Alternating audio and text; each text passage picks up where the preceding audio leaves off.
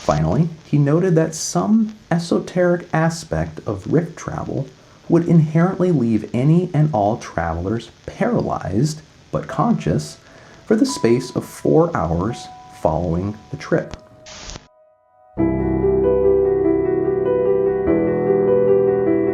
Professor Pemberton's instruments allowed him to perceive various attributes of the other orbits. However, he was unable to visit them. This left him profoundly saddened. Observing was not the same as interacting. Therefore, he set his mind to potential methods of parting obus matter to connect the orbits on a physical level. Thus, as a man designs a bridge that would get him from one side of a river to the other, Professor Pemberton soon discovered 4 methods of interdimensional travel. 3 of these methods required a substantial energy input, while 1 was a natural, albeit rare, phenomenon. The first method did not involve travel per se. It centered around what Professor Pemberton named the phantom drive. Assuming a significant, consistent power source, such a device would allow a person to see into the other orbits with relative clarity. There were restrictions, he understood, but without testing it, he would never know them all.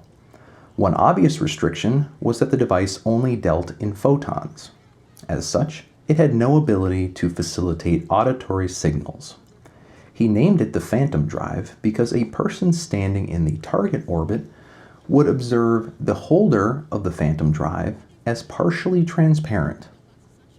In the end, Professor Pemberton noted the design, limitations, and potential uses of the phantom drive in scientia and did not seek to build it, for there was no way to power it.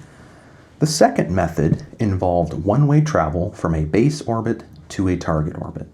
It hinged upon a device that Professor Pemberton named the extraction apparatus. Again, assuming a sufficient and consistent power source and careful engineering, such a device would allow for the extraction of people and objects from a target orbit into the receiving orbit. Composed of 9 pillars joining at an overhead ring of energy, which Professor Pemberton named an extraction portal, a fully assembled extraction apparatus would be large and difficult to move once constructed. Once energized, he noted that an extraction portal could only remain open for 2.14 minutes. In the end, Professor Pemberton noted the design, limitations, and potential uses of the extraction apparatus in scientia and did not attempt to build it. Beyond his inability to power such a device, he noted that it would require an unknown element, perhaps an undiscovered metal, to operate. The third method involved two-way travel from orbit to orbit. It centered around what Professor Pemberton named the breach matrix. Again, assuming a sufficient and consistent power source, careful engineering, and the precise placement of a network of components, such a device would allow for unhindered travel to and from established orbits. It must be noted, however, that while breach matrices provided the surest bridge through obus matter, the establishment of the bridge was the most difficult. Composed of 8 interrelated components, 6 hinges and 2 latches, assembling a breach matrix required 3 perfectly aligned hinges in both orbits. The latch units needed to be attached to all 3 hinges in both orbits via cables. Finally, these latches needed to be active and to energize all their hinges at once within both orbits. Such a dueling network, if done properly, would appear to form a triangle in the space between the hinges that occupied no depth at all. So long as the hinges remained immobile and the power did not fail, breach matrices could remain open for 2.14 minutes and allow for the passage of anything that could fit between the edges. Professor Pemberton noted that all matter that contacted the invisible edges of an open breach matrix would likely be shorn in two. as such edges were in a state of constant friction amongst time and space. He reasoned that the general area surrounding a breach matrix would smell of ozone. He further reasoned that if the power was shut off to a breach matrix from either end, anything caught in the area between the hinges would be shorn in two.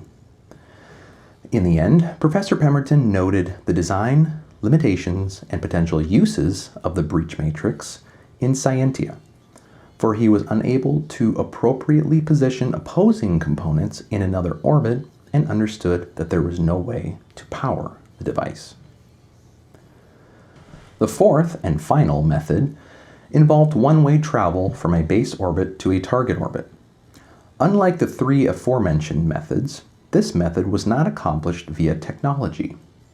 Born of a fully natural phenomenon, the method provided a brief tear in the obvious matter between seemingly random orbits. He called these phenomena rifts, for his observations suggested they would appear as cracks in space, though only from the base end.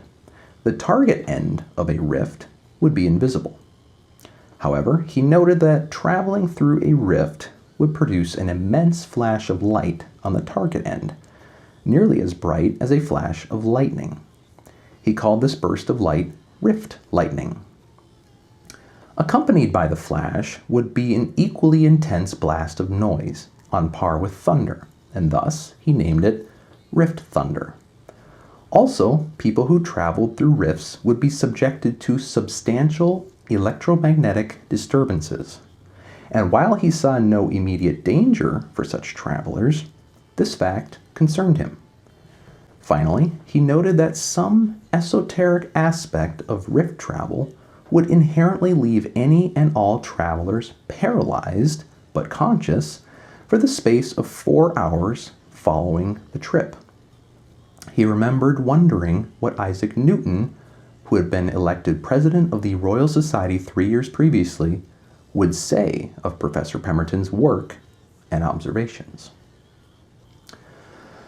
Rift openings, Professor Pemberton further noted, were rare but predictable, assuming accurate and appropriate calculations.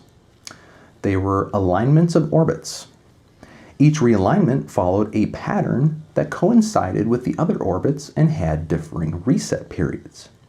Some orbits, he noted, would never come into alignment with any other orbit, while others would align 10 times before resetting the pattern in approximately a millennium.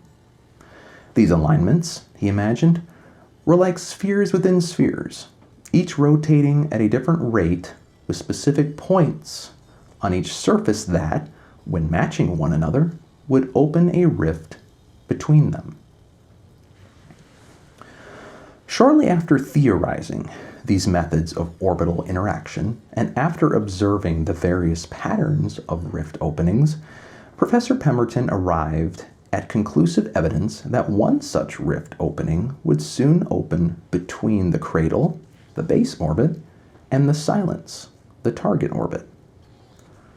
The rift would open on Saturday, the 18th of June, at a location 3 miles to the south of Professor Pemberton's home.